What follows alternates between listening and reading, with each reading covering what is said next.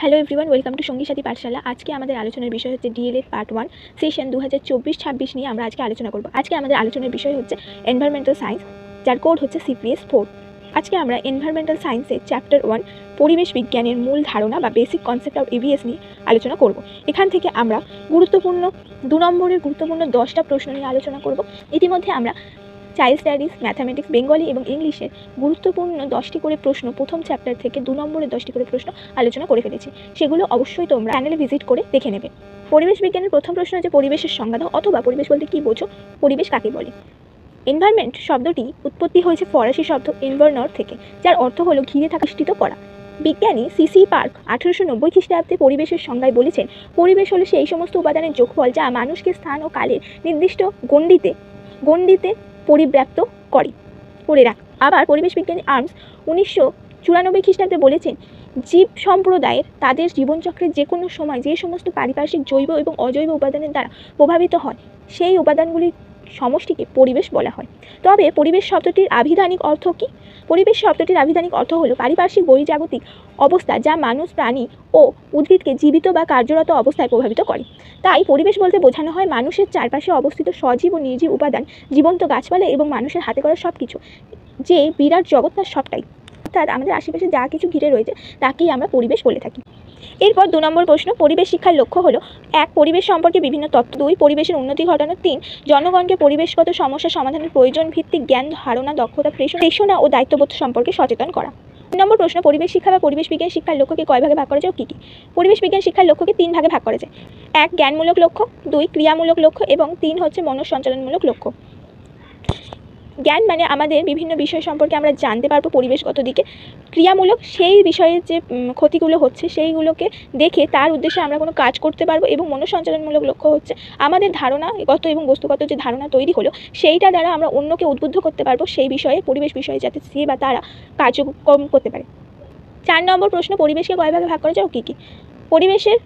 পরিবেশকে সাধারণত 2 ভাগে ভাগ করা যায়, ভৌত বা প্রাকৃতিক পরিবেশ, সামাজিক পরিবেশ বা মনুষ্যসৃষ্ট পরিবেশ। ভৌত বা প্রাকৃতিক পরিবেশ বলতে পৃথিবীর সমস্ত জড় ও জীবের উপাদানের সমষ্টিকে বোঝায়, অর্থাৎ জল, বায়ু, মাটি, আলো, গাছপালা, জীবজন্তু, পাহাড়, পর্বত সব কিছু নিয়েই হলো প্রাকৃতিক পরিবেশ। সামাজিক পরিবেশ কি? সামাজিক পরিবেশ হলো মানুষের তৈরি করা পরিবেশ, মানুষের রীতিনীতি, আচার ব্যবহার, অর্থনীতি, রাজনীতি, শিক্ষা, মূল্যবোধ সব কিছু সমষ্টি হলো সামাজিক পরিবেশ।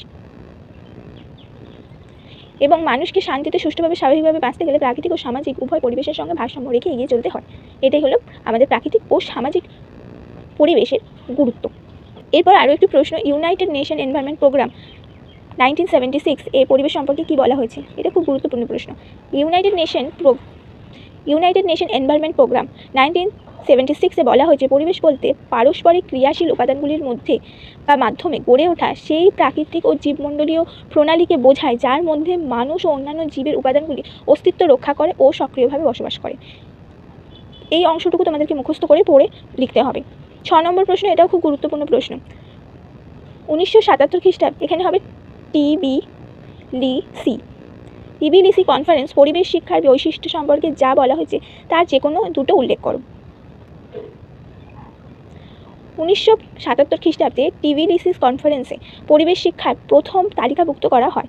এই বৈশিষ্ট্যের উপর ভিত্তি করে বিজ্ঞানী হার্ট 1981 সালে গুরুত্বপূর্ণ বৈশিষ্ট্যগুলি উল্লেখ করেছে। 1. কিন্ডারগার্টেন থেকে দ্বাদশ শ্রেণী এবং আরও উচ্চতর শ্রেণীতে পরিবেশ বিজ্ঞান পাঠ করানো হবে। সেই অনুযায়ী আমাদের এখানে ক্লাস 3 থেকে এবং কলেজ অবধি EVS এ কম্পালসারি সাবজেক্ট। 2. এনভায়রনমেন্ট সায়েন্স শিক্ষার্থীর জ্ঞান, দক্ষতা, ক্ষমতা ও প্রয়োগের উন্নতি ঘটিয়ে তাদের পরিবেশগত সমস্যা সমাধানে সহায়ক করে তোলে। শিক্ষার্থীদের মধ্যে এনভায়রনমেন্ট সম্পর্কে জ্ঞান আসলেই তাদের মধ্যে ধীরে ধীরে দক্ষতা তৈরি হবে, কী করলে পরিবেশকে উন্নত করা যায়, পরিবেশকে ভালোবাসতে শিখবে এবং তখনই তাকে রক্ষা করা এবং তার জন্য কিছু কাজ করার ইচ্ছা তাদের আসবে। 3 হচ্ছে এনভায়রনমেন্ট সায়েন্স শিক্ষার মাধ্যমে হাতে কলমে শিক্ষার উপর জোর দেওয়া হয়। 4. এনভায়রনমেন্ট সায়েন্স দলগত শিক্ষার উপর জোর দেয় এবং পরিবেশগত সমস্যা সংগঠিতভাবে সমাধানের প্রয়াসে উদ্বুদ্ধ করে। 7 নম্বর প্রশ্ন, মানুষের ক্রিয়াকলাপের ফলে পরিবেশে কী ধরনের পরিবর্তন ঘটে তা উল্লেখ করো। খুব গুরুত্বপূর্ণ প্রশ্ন। মানুষ পরিবেশের অন্তর্ভুক্ত এক সামাজিক প্রাণী, যে নিত্য নৈমিত্তিকভাবে নিজের জীবনযাত্রার উন্নতি সাধনের প্রয়াস করে চলেছে। তার জন্য করে চলেছে একের পর এক উদ্ভাবনী আবিষ্কার, যা একদিকে বিজ্ঞান ও প্রযুক্তি ও জীবনযাত্রাকে উন্নত করছে, কিন্তু অন্যদিকে প্রাকৃতিক পরিবেশকেও ভীষণভাবে ক্ষতিগ্রস্ত করছে। অতিমাত্রায় জনসংখ্যা বৃদ্ধির ফলে অর্থাৎ জনবিস্ফোরণের ফলে দ্রুত অরণ্যনাশ হয়ে নগরায়নের সৃষ্টি হচ্ছে। সেই সাথে বিভিন্ন কলকারখানা, বিদ্যুৎ কেন্দ্র স্থাপিত হচ্ছে, যার থেকে নির্গত বর্জ্য পদার্থ, নানা প্রকারের রাসায়নিক গ্যাস, আবর্জনা পরিবেশকে নানাভাবে ক্ষতিগ্রস্ত করছে। মৃত্তিকা দূষণ, বায়ু দূষণ, জল দূষণ ও বিশ্ব উষ্ণায়নের মতো পরিস্থিতি প্রতিনিয়ত পরিবেশকে পীড়িত করে চলেছে। সেই সাথে জনবিস্ফোরণ, দূষণ বিস্ফোরণ, অর্থনৈতিক দূষণ প্রভৃতি মানুষের সামাজিক পরিবেশকেও প্রভাবিত করছে। এখানে বক্তব্য হলো এই যে মানুষের সংখ্যা বৃদ্ধি হচ্ছে এবং তার জন্য তার থাকার জায়গা দরকার, সেই জন্য সে কী করছে, অরণ্য নাশ করছে এবং কলকারখানা সৃষ্টির ফলে সেখান থেকে ধোঁয়াগুলি আমাদের পরিবেশকে এবং বিশ্বকে দিনের পর দিন ক্ষতিগ্রস্ত করছে। জনসংখ্যা বিস্ফোরণ বা জনবিস্ফোরণ ঘটছে জনসংখ্যা বৃদ্ধির ফলে, তাদের থাকার জায়গার জন্য অরণ্য নাশ হচ্ছে, নগরায়নের সৃষ্টি হচ্ছে, গাছপালা আমাদের থেকে দূরে চলে যাচ্ছে, অক্সিজেনের পরিমাণ কমছে এবং দূষণের পরিমাণ বাড়ছে। কেন? কলকারখানা, যানবাহন, বিদ্যুৎ কেন্দ্র এসবের থেকে নির্গত বিভিন্ন গ্যাস আমাদের বায়ুমণ্ডলকে ক্ষতিগ্রস্ত করে ফেলছে। এর ফলে কি হচ্ছে, আমাদের পরিবেশ দূষিত হচ্ছে। এটাই হচ্ছে মানুষের ক্রিয়াকলাপের ফলে পরিবেশের পরিবর্তন। 8 নম্বর প্রশ্ন, খুব গুরুত্বপূর্ণ প্রশ্ন, এটা অবশ্যই 2-3টে স্টার মার্ক করে রাখবে। পরিবেশের ভারসাম্য কীভাবে রক্ষা করা যেতে পারে বা পরিবেশের ভারসাম্যকরণ বলতে কী বোঝো? মানুষের জীবন আজ যতটুকু এগিয়েছে তার মূলে রয়েছে পরিবেশের অপার দান। মানুষ পরিবেশ থেকে বিভিন্ন সম্পদ গ্রহণ করে নিজের বুদ্ধিমত্তা ও কৌশলকে কাজে লাগিয়ে আজকের আধুনিক পরিবেশ প্রতিষ্ঠা করেছে। পরিবেশের সমস্ত সম্পদ কিন্তু অসীম নয়, কিছু কিছু সম্পদ ক্রমে সীমিত হয়ে আসছে। সেইগুলো যদি মানুষ অবৈজ্ঞানিক ও যুক্তিহীনভাবে যথেচ্ছভাবে ব্যবহার করতে থাকে, তাহলে একদিন কিন্তু তাই পৃথিবী থেকে হারিয়ে যাবে এবং তাকে নতুন করে উদ্ভাবনও করা যাবে। তাই পরিবেশের উপাদানগুলিকে সংরক্ষণ, বৈজ্ঞানিকভাবে ব্যবহার ও তাকে দিয়ে নতুন উদ্ভাবনী যা পরিবেশকে কম প্রভাবিত করে এমন কৌশল প্রয়োগ করতে হবে। এতেই পরিবেশকে ভারসাম্য বজায় থাকে। একেই আমরা পরিবেশের ভারসাম্যকরণ বলছি। তাহলে কি আমাদের কাছে যা আছে, এই জল, এই কয়লা ইত্যাদি, যেগুলো আমরা একবার যদি ফুরিয়ে যায়, সেগুলো আমরা আর সৃষ্টি করতে পারবো না নিজেরা। এবং যেগুলো আজ আমরা অতি সহজে পাচ্ছি, যেমন আমাদের অক্সিজেন আমরা অতি সহজে পাচ্ছি, কিন্তু সেইগুলো কিন্তু আর আমরা চাইলে অতি সহজে পাবো না। সেই জন্য আমাদেরকে কী হবে, আমাদের গাছ লাগাতে হবে, জলের কম ব্যবহার করতে হবে, মানে জলকে অপচয় করা যাবে না। তাহলে কী হবে, সেগুলো যেটুকু আছে সেটুকু আমরা রাখতে পারবো। এবং জলকে যাতে, জল বা যে কোনো বস্তুকে যদি আমরা বারবার রিসাইক্লিং করে ব্যবহার করি, পরিশুদ্ধ করে আবার পুনরায় ব্যবহার করার চেষ্টা করি, তাহলে অবশ্যই সেটা আমাদেরকে কাছে থাকবে। তা না হলে কিন্তু একদিন হারিয়েই যাবে সব কিছু, সমগ্র পৃথিবী মরুভূমিতে পরিণত হয়ে যাবে। 9 নম্বর প্রশ্ন কি, পরিবেশ বিজ্ঞান শিক্ষার প্রকৃতি উল্লেখ করে যে কোনো 4টি। পরিবেশ বিজ্ঞান শিক্ষার গুরুত্বপূর্ণ প্রকৃতিগুলি হলো: 1. পরিবেশ বিজ্ঞান শিক্ষা দ্বারা শিক্ষার্থীর পরিবেশ সম্পর্কে সম্যক ধারণা দেওয়া হয়, শিক্ষার্থী পরিবেশ সম্পর্কে জানতে পারে। 2. আধুনিক ব্যবস্থায় পরিবেশকে সুষ্ঠুভাবে ব্যবহার, পরিবেশের ভারসাম্য রক্ষার বিষয়ে প্রয়োজনীয়তা শিক্ষার্থীকে বোঝানো হয়। কেন আমরা জল নষ্ট করব না, কেন আমরা বিদ্যুৎ নষ্ট করব না, কেন সব কিছুকে আমাদের বাঁচাতে হবে, সব পরিবেশকে আমাকে রক্ষা করতে হবে, হ্যাঁ, এটা আমরা শিক্ষার্থীদের বোঝাবো। 3. পরিবেশকে বুঝে পরিবেশের মূল্য নিয়ন্ত্রণ করে এবং পরিবেশে সচেতন নাগরিক গঠন করতে হবে। একজন শিক্ষার্থী যদি কোনো একটা বিষয় জানে, তবেই তো সে সেইটাকে রক্ষা করতে চাইবে। তার প্রয়োজনীয়তা কতখানি, তার অবদান কতখানি আমাদের জীবনে জানলে তবেই সে সেটাকে গঠন করতে হবে, সেইগুলোকে পরিবেশ বিষয়ে সচেতন হবে, সেটাকে নষ্ট করা থেকে নিয়ন্ত্রণ করতে এগিয়ে আসবে। 4 হচ্ছে পরিবেশ সম্পর্কে তাদের দায়ী দায়িত্ব কর্তব্য সম্পর্কে সচেতন করে এবং ভবিষ্যতের জন্য পরিবেশকে সংরক্ষণ করতে সাহায্য করে।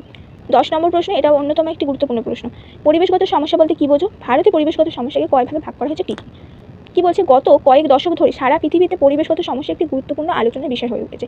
জনসংখ্যা বৃদ্ধি, বাসস্থানের সংকুলন, খাদ্যের বিপুল চাহিদা যেমন দুর্ভিক্ষ ডেকে আনছে, সেই সাথে অরণ্য ক্ষয়ের ফলে প্রাকৃতিক সম্পদ, জীববৈচিত্র্য নষ্ট হচ্ছে, ভূমির ওপর চাপ সৃষ্টি হচ্ছে, নিত্য নৈমিত্তিক ভূমিকম্প, ধস দেখা যাচ্ছে, জল, বায়ু, মাটি দূষিত হচ্ছে, বিভিন্ন প্রকারের রোগ বৃদ্ধি পাচ্ছে, শক্তি সম্পদের উৎপাদন কমছে, যার ফলে অন্যান্য দেশের মতো ভারতবর্ষের প্রাকৃতিক সম্পদ ও বাস্তুতন্ত্র ধ্বংস হচ্ছে, যা পরিবেশ ও মানুষের জীবনযাত্রার উপর গভীর প্রভাব বিস্তার করছে। একে পরিবেশগত সমস্যা বলা হয়েছে।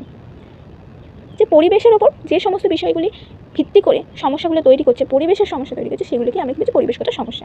আমাদের এই যে জলস্তর হ্রাস পাচ্ছে, আবার সমুদ্রপৃষ্ঠের জলের উচ্চতা বাড়ছে, আবার আমাদের এই বাস্তুতন্ত্র ধ্বংস হয়ে যাচ্ছে, ভূমিকম্প হচ্ছে, ধস হচ্ছে, এগুলো কি পরিবেশগত সমস্যা, যেগুলো মানুষই তৈরি করছে। সেটাকেই আমরা কি বলছি? পরিবেশগত সমস্যা।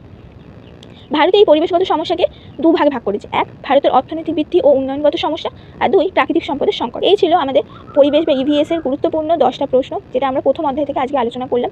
এর পূর্বে আমরা চাইল্ড স্টাডি, ম্যাথামেটিক্স, বেঙ্গলি ও ইংলিশ এই সবকটা থেকে প্রথম অধ্যায়ের গুরুত্বপূর্ণ 10টা করে প্রশ্ন আলোচনা করেছি, যেগুলো আগামী পরীক্ষার জন্য খুবই গুরুত্বপূর্ণ। অবশ্যই সেগুলো তোমরা চ্যানেলে ভিজিট করে একবার দেখে নেবে।